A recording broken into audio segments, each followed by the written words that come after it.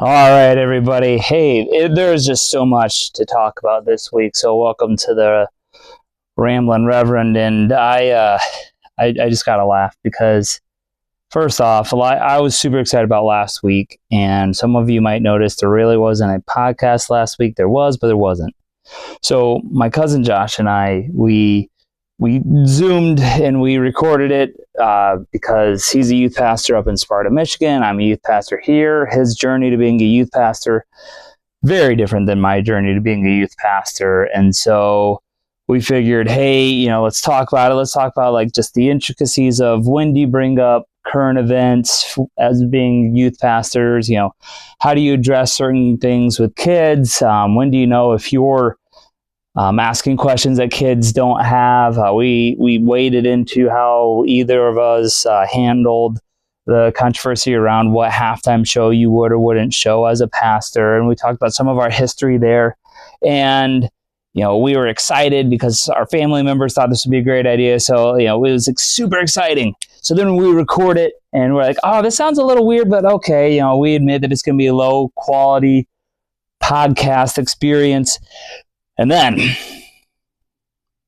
we record part 2 because we're like, we just can't, we got so much good stuff to talk about. And then we try to listen to our audio. And there was a lot of feedback because neither of us had our microphone set up. Neither of us had headphones. And since we recorded using laptops, with the internal microphone and speaker being so close to each other that whenever we were recording our own conversations, it was just an endless feedback of echoes and everything else. And multiple people commented saying that the audio was horrendous. And so I actually pulled that off of YouTube and I plan to do another interview with him, little different setup. But all that to say, it is so weird to think about how much money should someone spend on a side project where these are just supposed to be the ramblings that I have that I share with people that I love, the former athletes. I'm going to actually probably send out this link to more people than I have the last few months. But just I remember athletes saying how much they would miss just the rambling conversation that we'd have, and how it seemed like there was a myriad of conversation points that would happen every which way. And, it was super great, just the community of track and field and cross country. And so this project wasn't meant to be any sort of high resolution camera. I've invested money on getting a lapel mic. Kira Taylor was like, hey, the video content was good. You should probably get a mic. And then I have had my brothers offered to be like, hey, you should do this to have better framing on your camera. And all this is just like, man, how much time do you spend on a side project? And so, I don't know, time and money, because I spent multiple hours trying to find programs that could scrub the audio and make it sound clean from the last video, and those hours turned out to be wasted. But I was talking to my friend Scott, and he's like, you know what, preparation, the amount of time that it takes in preparation of doing a podcast saves time in the tail end. So if you're a photographer or a videographer, or you work with audio, if you put good time in at the forefront, it saves time in editing afterwards. And that was something that, lesson learned. And I was thinking about how just a couple weeks ago, I led off with the podcast conversation about how we need to help our kids learn how to fail. As parents, that's something that I am becoming more and more cognizant of, is teaching my kids that it's okay to not be perfect, and that it's okay to fail at things, or to not always win, or to not always get the A+. There's a phrase that stuck in my head for the last 15, 20 years. And I think it was at college that I heard it. And it's attributed in my brain to C.S. Lewis. And if you know anything about the Christian circles, the joke, at least at Moody, was, well, if you quote C.S. Lewis, you're good. So the statement was, anything worth doing is worth doing poorly. And for some people, they need to hear that, because I know for me, there's so many things that I haven't started, or that I started and then I just froze and I couldn't finish because I wanted it to be so much better than it was, or I wanted it to be better than I thought it could. Like I've been slowly working on writing a commentary on the book of James, and just thinking about like giving that product. I want it to be perfect. And the truth is, most things that we do in life aren't going to be perfect. There was an Olympian that I remember hearing where she had a bad workout and she was really broken about it. And her coach was like, hey, look, a third of your workouts, they're going to be terrible. A third of your workouts are going to be amazing. And a third of your workouts just going to feel routine. So if you think about it, how often in life are we expecting something to be perfect whenever that's just not the case? And then you throw in the whole reality of it being we're in a world of brokenness. So how can we expect things to be perfect in a broken world? Which just makes me, the broken world. This last week, I was doing some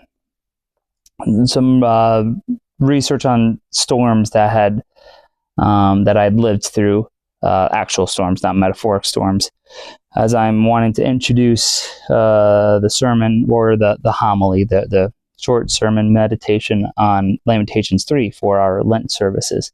And I'd remembered growing up with a legendary storm, evidently in Texas, where I was too little to remember it. But we were like, it was one of those times where you went to the inside room and everything else. And my brothers say it was a storm that jumped over our house and tore off the roofs of some other building or factory later down. And I couldn't remember that. So then I looked up, I looked up storms in the Dallas area in the 90s. And there was a Mayfair storm, May 5th, 1995. And evidently it was the first storm that had $1 billion worth of damage, and 20 people died as a result of it. Softball size hail, just absolutely insane. But thinking about storms just made me think about how, like, I remember a few storms in my life very vividly. And my freshman year, one of my best friends, her mom died in a storm. And I was like, so I was trying to remember the dates of the storms that I had gone through. And I Googled my best friend's mom, my good friend's mom's name, and then obituary next to it. And it was crazy because, I had no idea how old my friend's mom was as a freshman in high school. And my friend's mom was 36. And I'm 36. And so it was just really crazy, the life and what it is, just sort of these little things stick in your brain where, I've never been really afraid of storms. I've never been terrified. Like I've always had a fairly firm grasp on things are going to be okay. Though there was a period in time where I really didn't enjoy, or I was like, I was anti going on roller coasters because I thought it was, but I was super little, and I was like, you're taunting God with it. And now I'm just like, I can't do roller coasters just from my sinus. I've always felt very discombobulated anytime my head has been lower than my heart. So anyhow, that's a weird little fact about roller coasters. But at 36, she passed away, and I remember that so vividly that day, because that was also a day that we were headed to the Allegan track and field meet my freshman year. And this was like pre everyone having cell phones sort of days. It was just sort of crazy. Information did and didn't pass through to people. But I remember that we had seen a storm cloud develop right going north and traveling up to the track meet. And I honestly wonder if anyone else remembers this, because we saw the storm cloud developing, and our coach was like, we got to get off the bus. And so then we got off the bus and we ran into a barn of some farmer's field, and on the wall was all this farming equipment that I'm like, how is this any safer? Yeah. And then so like those are things that stick in my head from high school years. And then the storms in the last 5 to 10 years, being a coach out in central Illinois and having to pick up multiple times the pads from the high jump mat or the pole vault mat that had been just flung into the middle of some cornfield that was just at that point only mud. And so then just that giant sponge soaking up all the water and mud, and how hard it was to move that. Just how those mats are heavy when they're dry, and they are insanely heavy whenever you have when they're saturated. But so I use the idea of a storm to introduce just the concept of destruction, because in the book of Lamentations, it was written by someone who had just witnessed the destruction of Jerusalem to the Babylonian army. And I was talking to my dad, and like, as a 21st century American, I have a very hard time grasping what it would have been like at all in I mean, obviously pre-modernity, but this idea of being in a city that was totally and utterly ruined, and the complete economic and civil collapse that would have happened at that point. And so like, it's weird because whenever you're doing sermon research for introductions and analogies and everything else, and Lamentations is a very, very heavy book.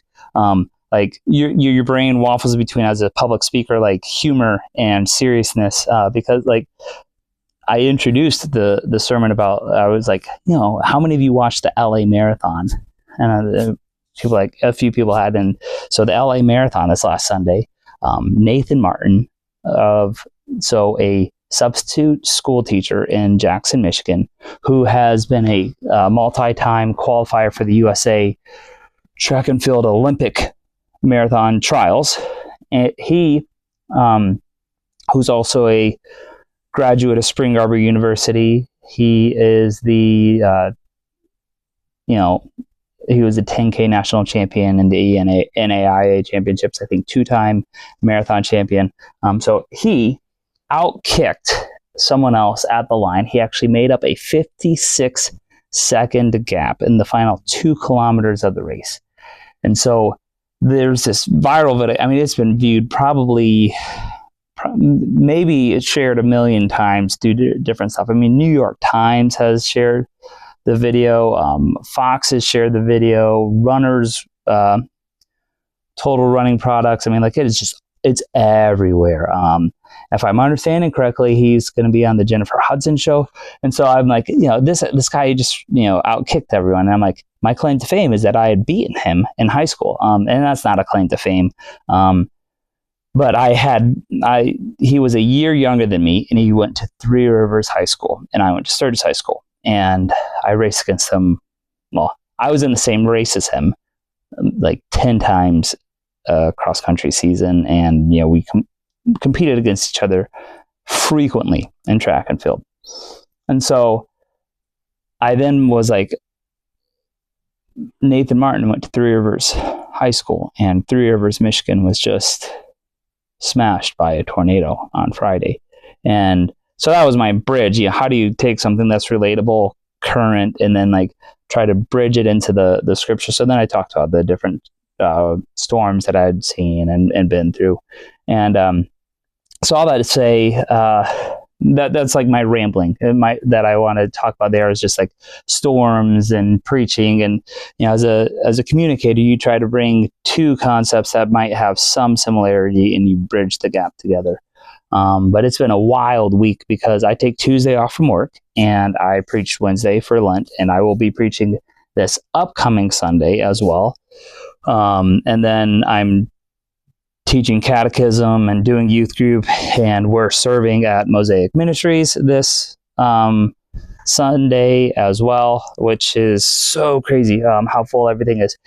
And then it had already been scheduled that on Friday, my youngest daughter is having a surgery for her prolapsed belly button, as a result of the umbilical cord. I'm sure there's some sort of technical jargon that I'm getting wrong on that, but she's having a surgery, essentially a small hernia surgery. And so I was already planning on taking Friday off to be home that day. So Tuesday, with my schedule full, but I was going to have 2 days where I was at home. Well, Tuesday at recess, my middle child was at recess. She was playing around, and I don't want to get the story wrong publicly. So she landed wrongly while playing on some sort of bar or gymnastics contraption out at the school, and she hurt her arm. And we were, after about an hour, she was still crying. So we had Brittany went out and picked her up from school, and so after an hour between the incident and being at her home, she's still just in a lot of pain. And we're both like, hey, remember how when our oldest child fell and broke her wrist, that we didn't think it was a break because she was able to do certain things? Let's just get an x-ray. And so I stayed home with our youngest when Britt had the middle, and the x-ray showed both the radius and the ulna broken. So this has been a very, very full week between multiple times preaching, one child having a scheduled surgery, another child breaking their arms, and then our oldest child just finished selling Girl Scout cookies. So Monday afternoon, she was out and about. And all this fullness, everything being full.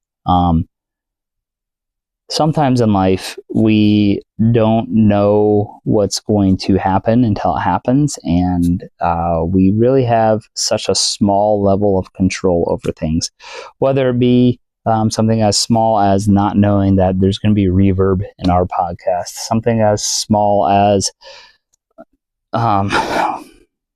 so actually, back to the marathon story. Evidently, the lead runner was confused by a couple things and taken off course by a little bit with just over a quarter mile to go in the race. And so that little thing, which he had been 56 seconds ahead, which should not have affected whether or not he won or lost, that discombobulated me enough that Nathan Martin, who ran full, ran hard, was going, put everything into it, he beat him at the line. So there's things that we can control, things that we can't control. Nathan Martin could not control what the lead runner did. He could only control his body. I can't control whether or not my daughter gets hurt at recess. We can control how we treat her. There's all these things that it just goes back to the phrase that I remember hearing in high school. Ken Mills at cross country camp, he had his pizza box, and I remember him drawing and this pie chart. Life is 10% what happens and 90% how you respond to it. And so we can't really choose what happens. We can choose how we respond, is something that is frequently stated. And so the ramblings and the thoughts, things to talk about, it's been a really super, super full week. Here at church, last week we put up these big, we put up a TV in our main gathering space, so that way eventually we're going to have stuff that displays on it, but we're working through the logistics of having it wired to the main brain of the church. I ran Tuesday morning. I went for a run. This was something else. I went for a run. It wasn't super far, and I didn't go super hard. And I listened to an interview listened to two things. Can't remember what the first one was. I listen to podcasts on 1.7 speed whenever I go running. It's my millennial justification for doing something leisurely is to be filling my brain with something else. And I recently discovered that Conan O'Brien has a podcast where it's called Conan O'Brien Wants a Friend, and he interviews different people. And I would not say I recommend the podcast as a whole. I would cut his pre-interview and his post-interview and only listen to the interview stuff. But on the run, the interview I listened to was him talking with Nate Bargatze, and that was a really interesting conversation. Listening to the two of them, and so I get back. So I go for the run, and I'm on City Strides, which is this website that if you ever run with a GPS, like it tracks where you go. Very Big Brother's watching kind of deal. But basically, you can see how much of a city you've completed. So then I planned a route to go out and do to complete more of the city of Maumee, and I'm coming back to my house, and I turn onto kind of like our street. So our street isn't technically a street that comes off of a main road, but it's sort of a cul-de-sac type situation. So I turn onto it, and I'm like, I'm going to do 2 strides to finish out this run. And so I turn, I take a few steps, I click, I snap my watch to do a lap, and I start sprinting. And this is a place that I've done a lot of sprinting on, and I know it's coming up, but then I'm like, oh yeah, there's a stupid part of this little strip of sidewalk where, just due to the roots of the different trees, it's buckled, where it's a step down to an immediate step up.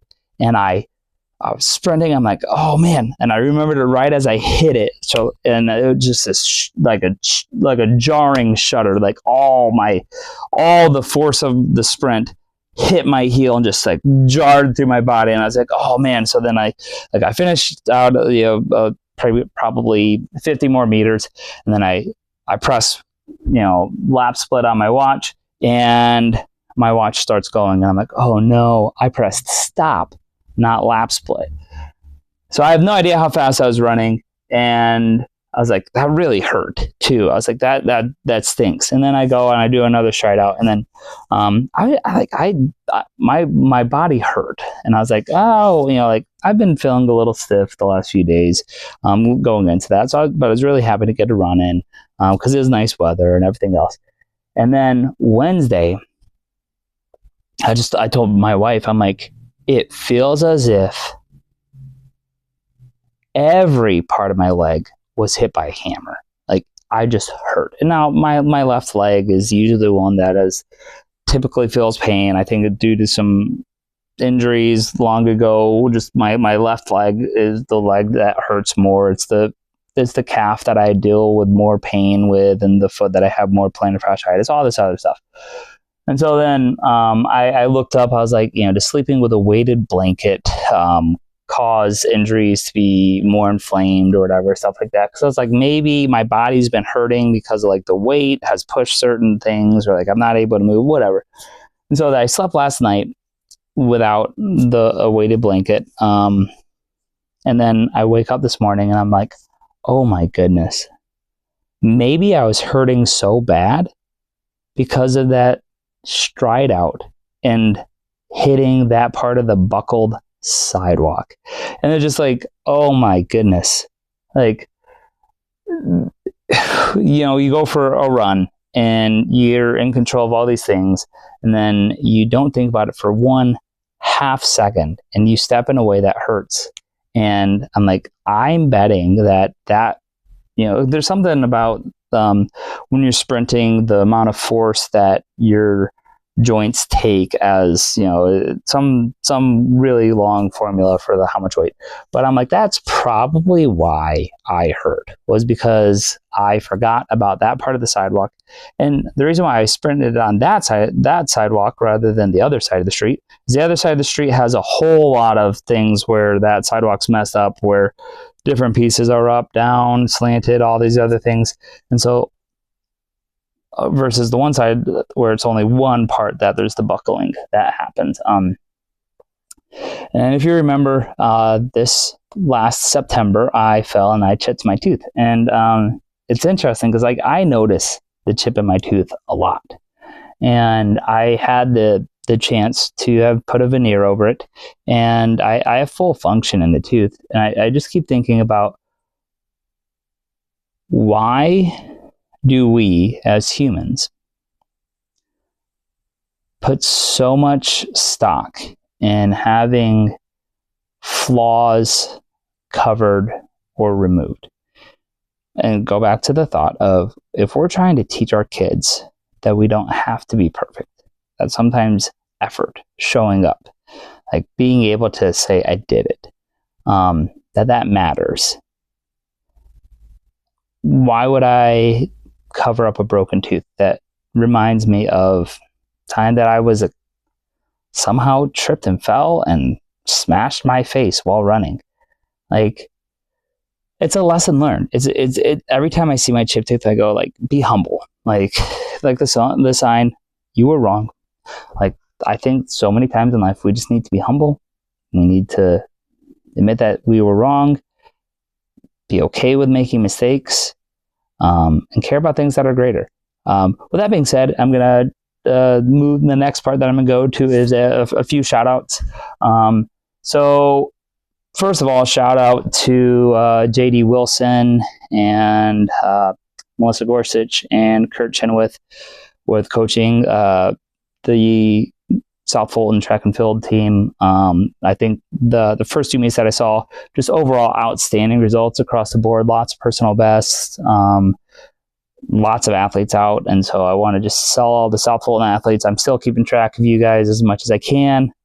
Awesome seeing the progress. I'm super impressed by a lot of things. And I want to just put it out there, though, Carter Chenoweth setting multiple school records in his first 2 meets as a freshman in high school. That's really cool. And then major shout out to Caden Fogelsong of Monmouth, where he had the last chance invite. He tried again to qualify for the national championship in the indoor heptathlon, the indoor hep, where it's 7 events, and he personal bested in a lot of different events, scored 4,500 points, which is fantastic. Awesome job. Super happy to see him advancing as an athlete and doing well. He didn't qualify for nationals, but he's a freshman, and he did incredible. And then here locally, there's a girl from Maumee High School who is competing, I believe, today and tomorrow at the Nike Indoor National Championship in the 1600 and the 3200, I believe it is. Tegan Kennedy, great job, senior athlete. So there's some athletic shout outs there for some athletes. And, these ramblings, what means the most to me is whenever I know that it can provide some sort of entertainment, maintained relationship. And I'm proud of so many different people who have done so many different things. And I want people to feel free to learn and grow. And I also want to give one final encouragement. For those of you who didn't get to listen to the sermon on Lamentations 2 or Lamentations 3, it is on St. Paul's website. I encourage anyone and everyone who's out here in the area, please come to the Lenten services.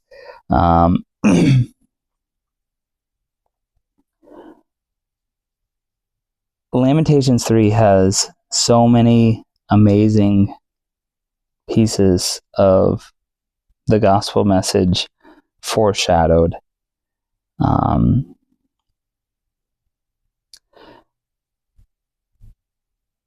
Yet this I call to mind, Lamentations 3:21, and therefore I have hope. Because of the Lord's great love, we are not consumed, for his compassions never fail. They are new every morning. Great is your faithfulness. And so I'm enjoying reading through scripture every year, and I'm enjoying preaching, and I'm going to enjoy preaching on Acts chapter 16 after this. And so I'm the the thick of sermon study. And for those of you who watch this, please lift my daughters up in prayer with their surgeries. And I would love to see anyone and everyone at church who has the capacity. So see you later and have a great day.